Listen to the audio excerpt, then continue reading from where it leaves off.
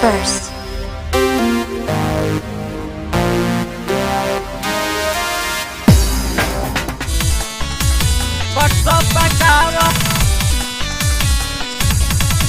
भेज दले बानी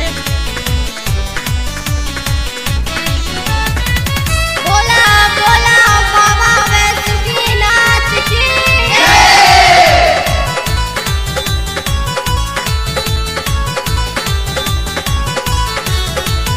एहसल सावन में आइबा पलमता मुंबई से कवल के आ जइहा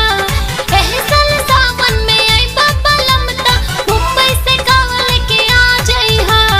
व्हाट्सएप पर कावर भेज दले बानी देवघर में जाके चढ़ा दीहा व्हाट्सएप पर कावर भेज दले बानी देवघर में जाके चढ़ा दीहा एहसल सावन में आइबा पलमता मुंबई से कवल के आ जइहा एहसल सावन में आइबा पलमता मुंबई से कवल के आ जइहा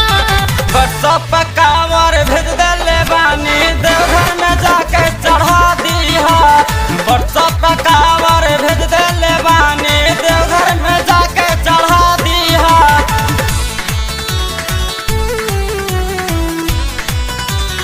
अनालिया रिकॉर्डिंग स्टूडियो पटना।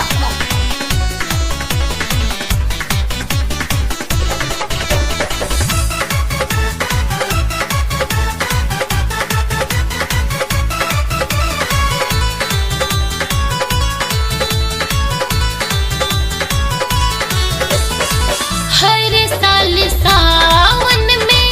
जालू देव घर हो अब के साल में सैया आइला ना तू घर हो तू तो बुझा रानी हमारा दिल के बात के बाबा धीर जल चढ़ावे जाइबे अब की साल में गछल बाटे गछौटी तोहर ओकरा ना तू भुला जइहा गछल बाटे गछौटी तोहर ओकरा ना तू भुला जइहा व्हाट्सएप पर कावर भेज दले बानी देवघर में जाके चढ़ा दीहा व्हाट्सएप पर कावर भेज दले बानी देवघर में जाके चढ़ा दीहा